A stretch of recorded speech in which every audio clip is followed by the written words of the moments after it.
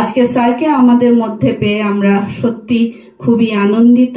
স্যারকে অনুরোধ করছি মঞ্চে এগিয়ে আসার জন্য। সুবীরদাকে অনুরোধ করছি স্যারকে এগিয়ে মঞ্চে বসানোর জন্য।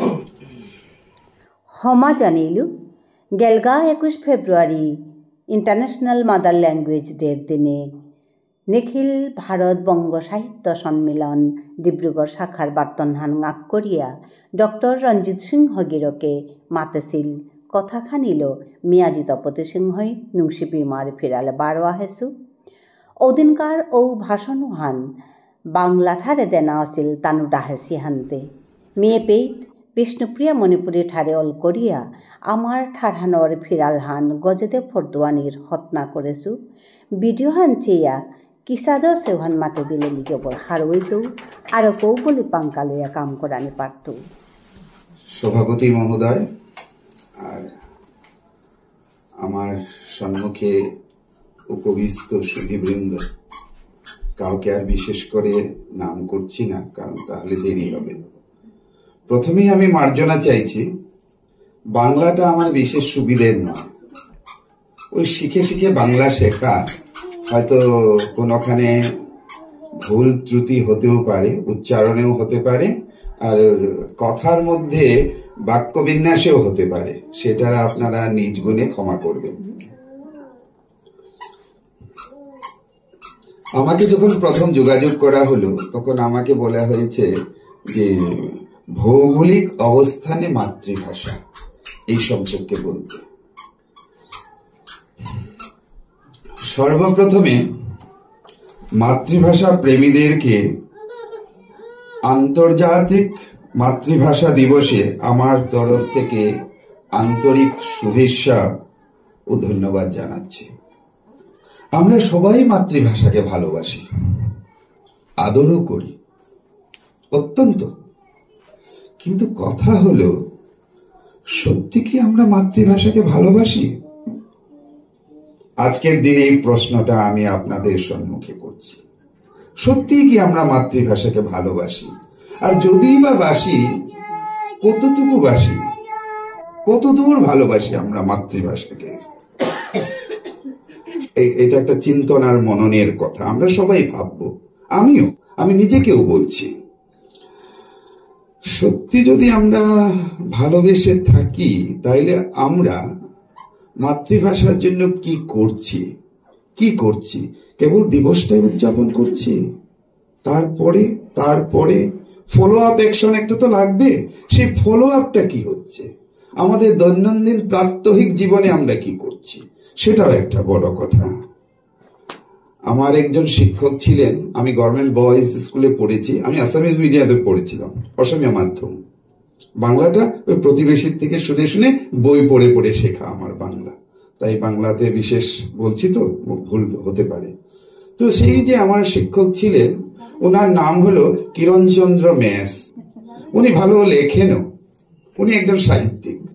তো উনি একটা কবিতার মধ্যে কয়েকটা পংক্তি লিখেছিল, সেই পংক্তি দুটো আমার মনে আছে, আর সর্বক্ষণ আমার সেটা মনে পড়ে। আর অসমীয়াতে লিখেছেন, আমি অসমীয়াতেই বলবো, মাত্র দুটো লাইন।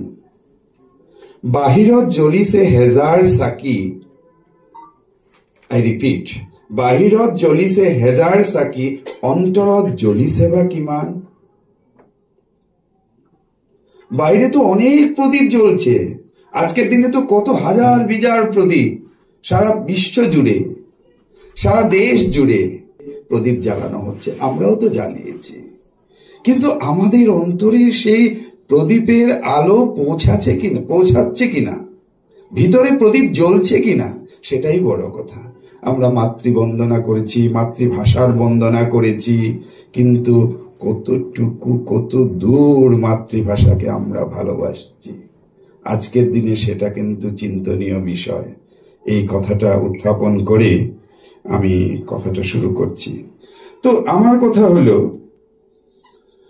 সত্যি যদি মাতৃভাষাকে ভালোবেসে থাকি, তাইলে তো আমরা মাতৃভাষার জন্য কাজ করব। আপনারাও করছেন।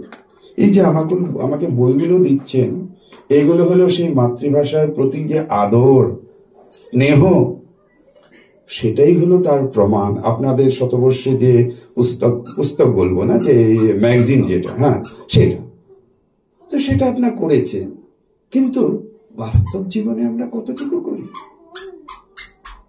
Victoria boys school, Bengali boys high school, Swarupananda Vidyapith, Shantipara school গিয়ে দেখুন আপনারা। আমাদের ছেলে মেয়েকে আমরা সেগুলো স্কুলে পড়াই, খারাপ পাবেন না, কিন্তু কোথায় আমরা মাতৃভাষাকে ভালোবাসি? নিজের ছেলে মেয়েদেরকে শেখাচ্ছি না। মাতৃভাষা শেখাচ্ছি, মাতৃভাষা স্কুলে দিচ্ছি, জাতীয় বিদ্যালয়ে দিয়েছি, বাংলা মাধ্যমের স্কুলগুলোতে দিয়েছি, দেয়নি। আমরা বরঞ্চ আমরা গৌরব বোধ করি, ছেলেটা কোথায় পড়ে গো? ডিপিএস, জানো? এরকম। তোমার ছেলেটা কোথায় গো? আর বলো না, আমার তো সামর্থ্য নেই, আমি ওই শান্তিপাড়া স্কুলটাতে আছে যে ওইখানে পড়াচ্ছি, বা স্বরূপানন্দ বিদ্যাপীঠে পড়াচ্ছি। পয়সা নেই, পড়াচ্ছি। পয়সা থাকলে কিন্তু সবাই দৌড়াতো ডিপিএস এ, এই স্কুলগুলো বন্ধ হয়ে যেত, সব স্কুল বন্ধ হয়ে যেত। আপনারা মানুন আর না মানুন, আমি তো বলছি বন্ধ হয়ে যাবে। তাহলে সত্যিকারের বলুন তো, এই যে মাতৃভাষার প্রতি যে প্রেম বা প্রীতি, ওটা খালি কাগজে কলমে, বাস্তব জীবনে না। ছেলেদেরকে আমরা মাতৃভাষা শেখাই, বলুন তো, শেখাই কিনা? বাচ্চাটা জন্ম হয়ে পাপা, মাম্মি, ডাডি, উড়ি বাবা, উড়ি বাবা, কি এত সুন্দর আদরের ডাক মা। মাটা বললেই যেন মনটা ভরে যায়, বুকটা ভরে যায়। আমরা শেখাই না। আপনারা একটা কথা তো জানেন, এম হ্যামেলস এক ভদ্রলোক, ফ্রান্সের, সবাই জানেন, আমি কেবল আপনাদেরকে মনে করিয়ে দিয়েছি। দ্য লাস্ট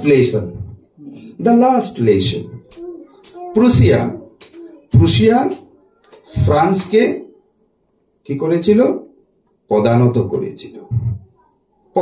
করেছিল।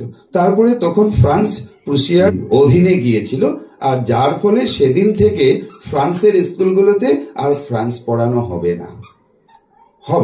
কি পড়াবে? জার্মান পড়াবে।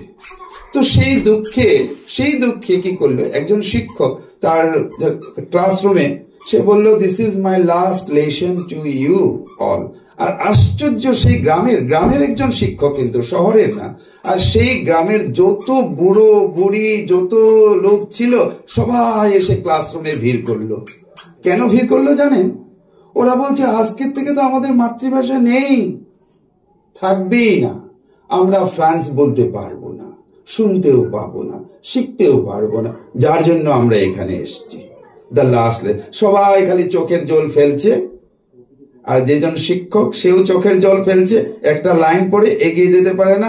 আর যারা ছাত্র অবিহনেও যারা গ্রামের লোক, তারাও সবাই চোখের জল ফেলছে।